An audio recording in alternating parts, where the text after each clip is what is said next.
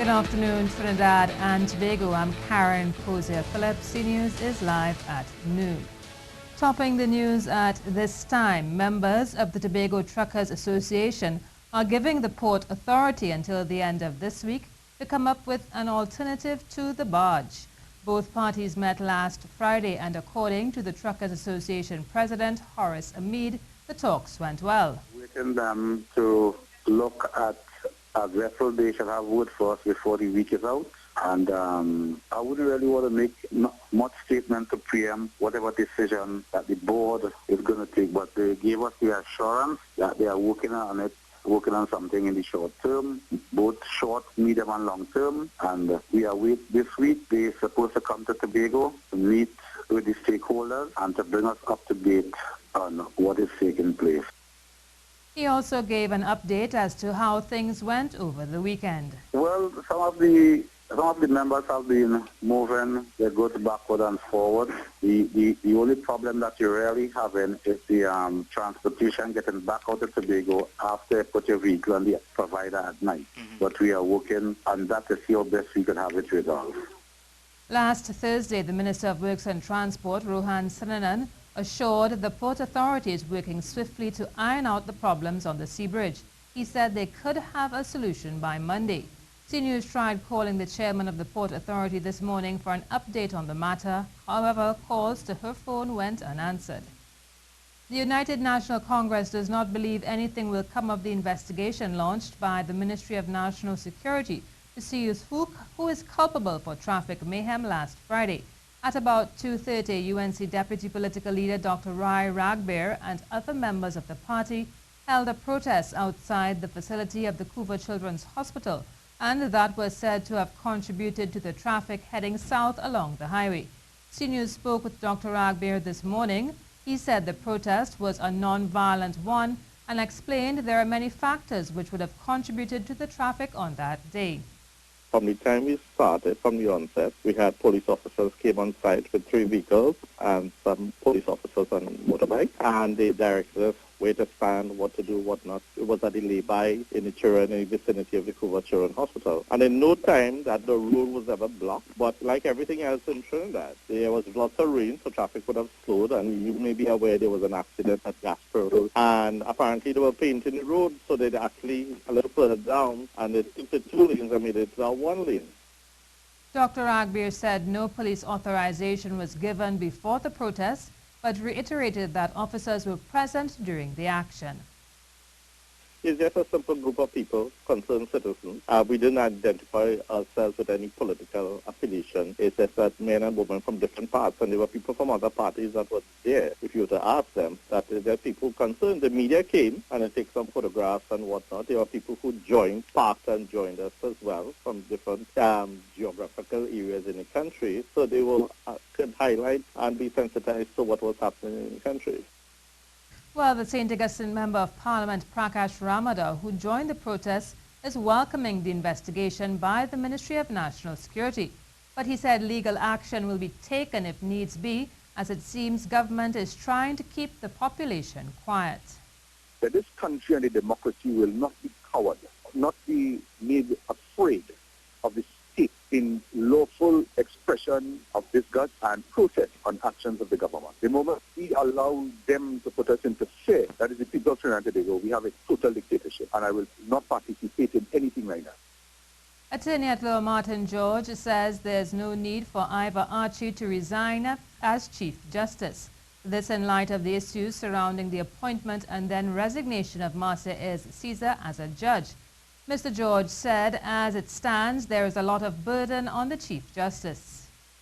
Those who have been making the calls saying that, the Chief Justice must resign, I am not sure at all that it is a scenario that is necessarily meritorious of that type of call. And we must always understand, first of all, and I've said this repeatedly in Trinidad and Tobago, I think the function and the role of the Chief Justice, it is way too onerous and, burdensome for one individual. And while he noted there is no simple solution to the ongoing matter, legislative reform can work to ease the burden on the CJ. Some jurisdictions you have a chancellor, of the judiciary who would now be responsible for certain aspects of things, and then of course you would now have the Chief Justice sitting as the judicial head to more focus on legal cases and appeals and that kind of thing, as opposed to having to juggle all these portfolios at once. So I think there is need for us to have some introspection and look at some reform going forward. In a bit of crime news, police are investigating a murder which took place last night. The victim has been identified as 29-year-old Atiba Rodriguez. Reports say at around 9:30, Rodriguez was sitting in his vehicle at Edward Street off Mausica Road when a gunman went up to him. The suspect is said to have shot him several times before fleeing the scene. Rodriguez lived at Sherwood Park in Arima. This is the CNews Live report at noon. Remember, you can keep up to date with all the latest news on our website at ctvtt.com, or you can check out our Facebook and Twitter pages at CNews Live.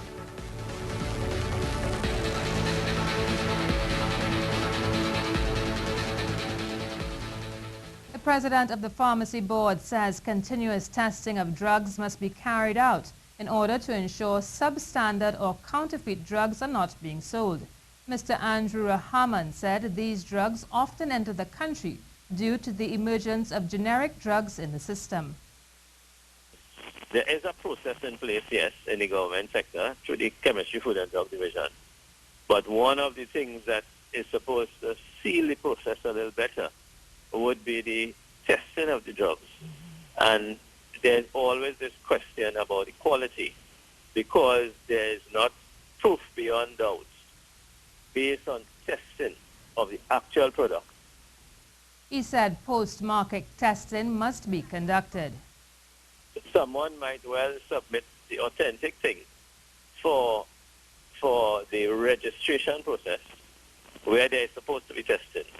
And subsequent to that, when supplies are brought into the country, I know in some of the developed countries there is a random removal from shelves and testing after to prove that the supply continues to be authentic.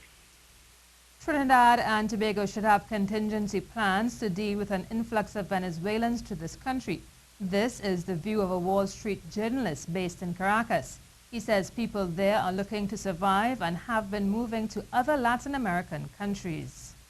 But as the economy collapses, more and more people are considering emigrating. There's thousands of people are flooding into Colombia every day, into Brazil. Trinidad, of course, is just a small island off the coast, and it's next to quite remote and sparsely populated parts of Venezuela. But I think as the situation continues to get worse, we are approaching a point, something resembling Cuba, maybe in the 60s or in the 80s. Now for a look at the weather. Mainly hazy and breezy with the chance of brisk showers in a few areas. There's a small chance of the heavy shower occurring. There's a high concentration of Sahara dust in the area. Thus, persons with respiratory ailments should take necessary precautions. Attorney at Law Michaela Pandey has launched a campaign to educate the population about property tax. This was done at a press conference this morning. Our CNews reporter Ian Wason is there, and he now joins us on the phone to give us a bit more details. Good afternoon, Ian. What can you tell us about the press conference? Well, good afternoon, Karen. And of course, Michaela Pandey, she launched a campaign where a group of concerned citizens will go out around the country to educate the citizens about the implications of property tax. She indicated that she does not believe the government is doing enough to educate the citizens about property tax. She believes the government can do more, and because of that, a lot of people are fearful, and of course, the opposition, and therefore, they are not helping the situation. They are putting in fear unnecessarily to the citizens, and so she and the group will go around in several communities throughout the country to educate the people about property tax. She indicated too that the property tax is vague and we need more clarity. And of course, she also indicated that the property tax should be justified because there's no sense. In fact, it isn't fair for people to be paying property tax but the infrastructure, the roads and so forth leading to their homes are not up to scratch. And she also did not even challenge the legality of the property tax. She said it is law, however, and there are implications. So therefore, she also added, of course, times and places for these meetings that she will have throughout the country will be announced to her Twitter handle and, of course, Facebook page. Okay, thank you very much, Ian Weiss, and of course we'll have more on that story in a subsequent newscast. Regional President of BPTT Norman Christie believes that if a business does not consider its long-term impact on the environment in which it operates, it will limit potential and growth within its organization. His statement at the Employers Consultative Association's or ECA's Champion Employer Awards ceremony on Friday. Mr. Christie stressed the importance of giving back and noted this gesture reminds one of purpose and what really matters.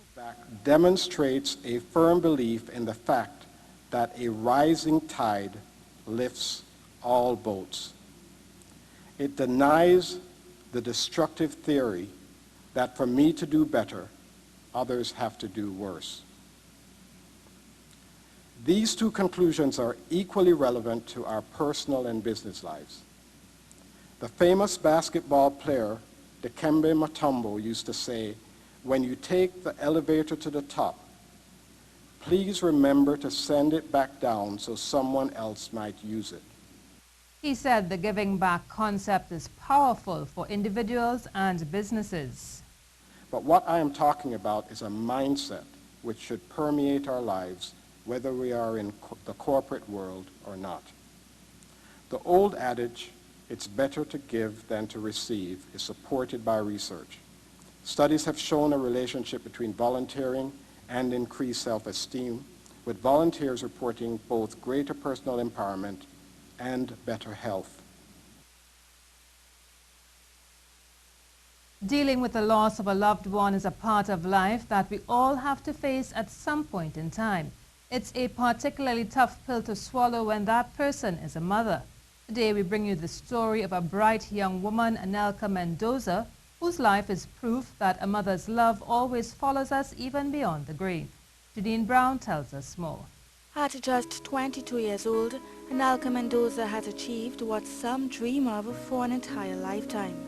She is a graduate of the Trinidad and Tobago Hotel and Tourism Institute, a former member of the National Culinary Team of Trinidad and Tobago, and the owner of a culinary consultancy company.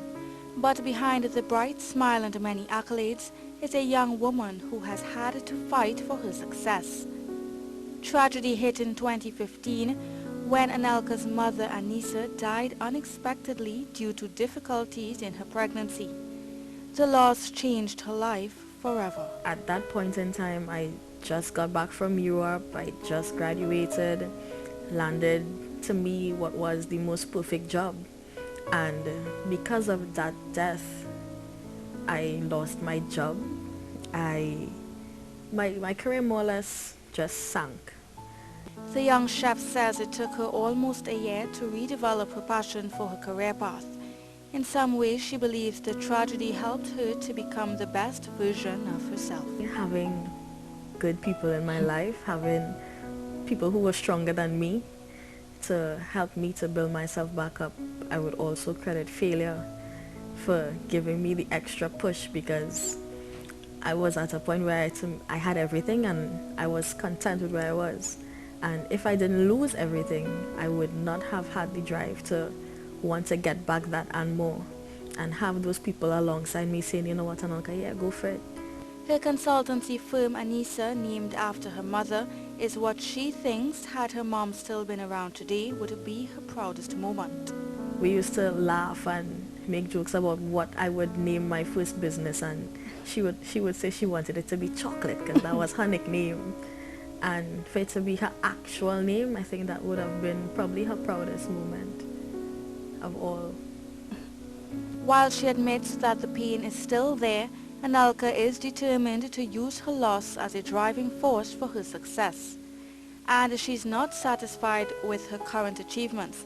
She will soon open her second business, a fine dining restaurant, Zoe Nouvelle. She believes it will definitely impact the way Trinidad and Tobago sees cuisine. Zoe Novelle is a fusion of my quirkiness and interest in creativity and breaking barriers, as well as the classics and the traditions of Trinidad and Tobago. So we're bridging French techniques with a lot of local flavors and more or less identifying and shaping Trinidad's cuisine.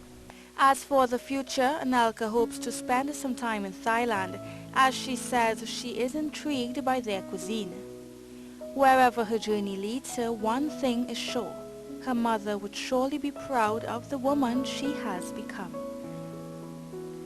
Janine Brown, C News. Coming up in sport, cricket, Pakistan win their first series in the Caribbean.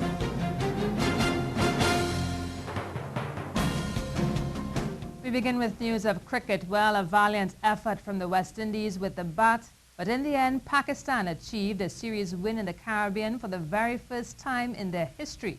As Ruskin Mark explains, last man Shannon Gabriel undid all the hard work he and the tail put in with one ill-advised swipe that gifted Yasir Shah his 25th wicket of the series and handed Pakistan the match by 101 runs, despite another Roston Chase century. To football now, as we wish both Central FC and San Juan Jablonete good luck in the CFU Club Championship Series, which kicked off on Sunday at the Hazley Crawford Stadium with a double-header. We also wish to congratulate national midfielder Kevin Molino for his double strike for Minnesota FC against Toronto in the MLS. Well, that's it for sport. That's how we end the CNews report at noon. I'm Karen Kozier-Phillip. Remember, for up-to-date and breaking news throughout the day, you can visit the CNews website at ctvtt.com. Do have a good afternoon.